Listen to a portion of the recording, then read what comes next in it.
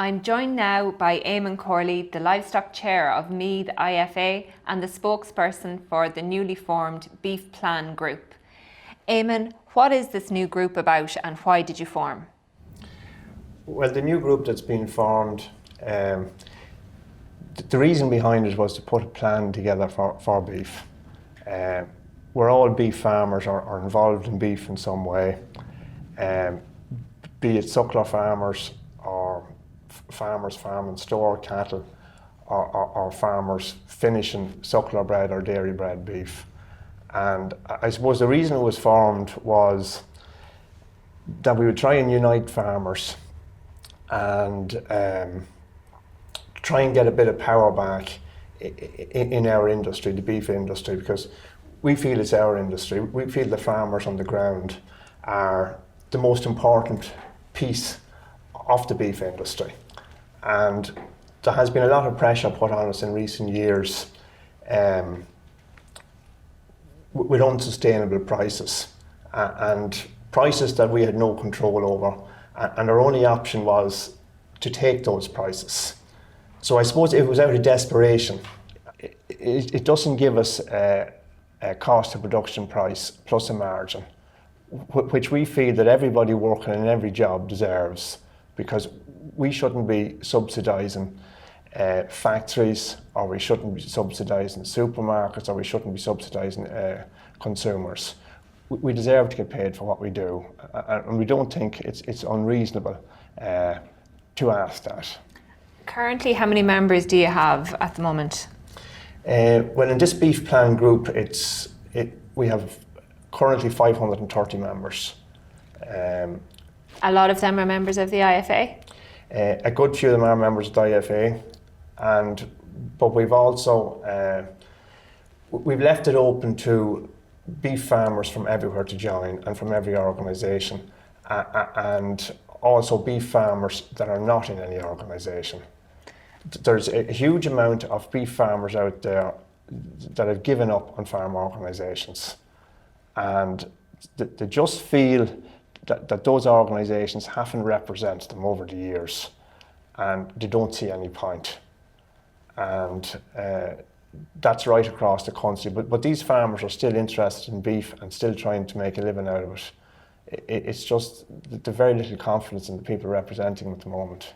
And so your group has published this Beef Plan 2018 to 2025. I know it's just a draft copy of it that's out there at the moment, but until now, has there been a beef plan done up by any farm union, by the IFA, or a strong plan by government in your view?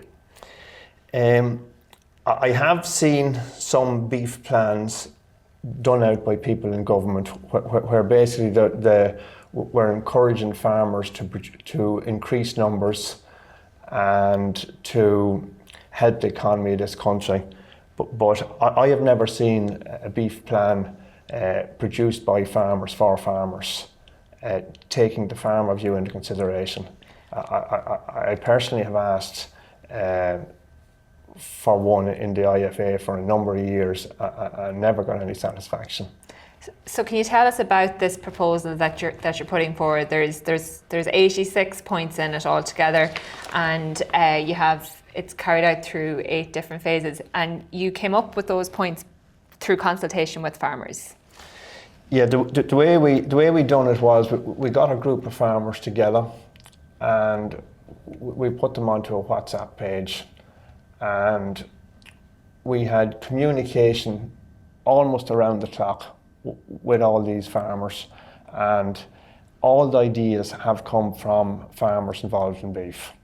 And we went through a process of almost 3 months where we were brainstorming each other and identifying the problems, looking for ways that we could address them that we thought had a chance of working.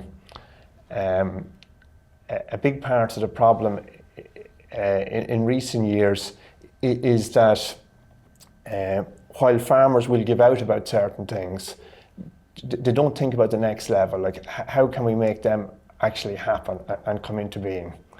And I suppose that The biggest issue for us was the price of cattle and how the price of cattle is set. And we feel that one factory group sets the price of cattle, and every other factory seems to follow.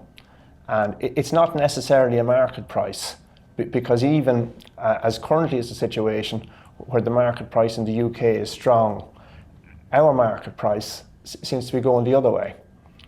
That's the market price that the factory seems to be quoting to us, the price that they pay us for our cattle. So we don't accept that the market price of cattle should necessarily be the way that our price is dictated. So what is your group proposing on that? Well, what our group is proposing is that we think the factories should give us a cost of production plus a margin.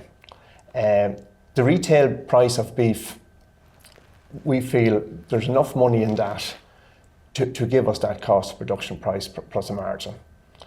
And between the factories and the supermarkets, they should be able to make that happen for us. Because if they don't, we won't be able to continue farming, and the factories won't have any cattle, and the consumers won't have any food.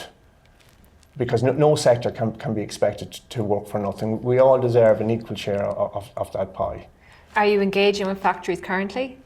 We're not at that stage yet. What we're trying to do is trying to get enough farmers behind us that the factories will take us seriously and will listen to our demands seriously. Because we see this plan as being beneficial to the factories and beneficial to the supermarkets and beneficial to the consumer, because we think with it we'll be able to work with those people to deliver a good product where everybody will be treated equally and be treated with respect and be encouraged to work together to produce this good product that the consumer wants and needs. Eamon, in the last two weeks or so, you say you've got a lot of calls, a lot of interest from farmers in your group. Currently, how would you describe farmer confidence in farm unions in order to get the job done, in order to make improvements, in order to ensure that their enterprises will be viable for themselves and future generations? Well, a lot of farmers on the ground, particularly beef farmers, no longer go to farm union meetings. That's a reality. And they're looking for someone to come along and to fight their cause. They're interested in farming and they enjoy what they're doing. They're of the opinion that they deserve to be paid first, the same as any other employee in this country. And they enjoy producing food and producing quality food. And they're in a bit of despair out at the moment. And over the yesterday alone, we had 130 new farmers joined our group, and a huge amount of emails came in yesterday. Anything that we needed them to do, they're prepared to do for us to help us with this. And they've been full of encouragement, and they said it's about time that somebody some group is going to try and stand up for the farmer, because we're under pressure and we genuinely feel that unless we do something, we're not going to be around anymore. And you are currently engaging with farm unions. You have meetings coming up with the IFA, with senior members of the IFA. You are an IFA member yourself. Yeah. Well, as well as the farmers contacting us, we've had farm groups contact us. We've heard that the Charolais Society is coming on board with us, and a few of the other breed societies are backing what we're doing. We're talking to the IFA and other farm organisations, and we're trying our best to get them to back our plan. Like, ideally, we want every beef farmer in the country to get behind our plan, because we feel that a proper plan for beef made out by farmers, for farmers, is something that every farmer in the country would like to support.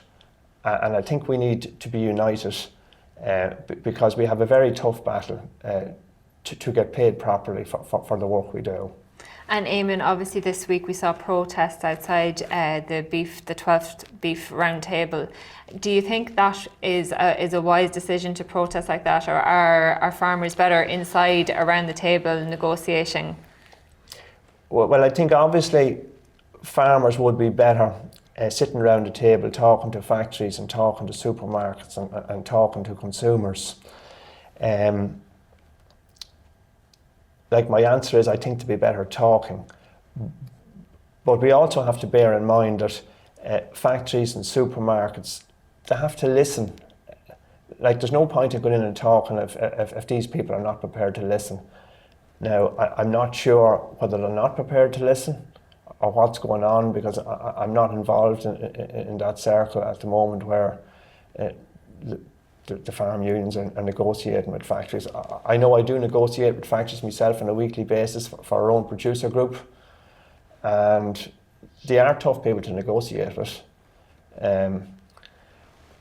But we have to try, and I honestly believe that there is decent factory owners out there, and if we as farmers are able to give them a decent product, I think it's possible that they will listen to us and they will work with us.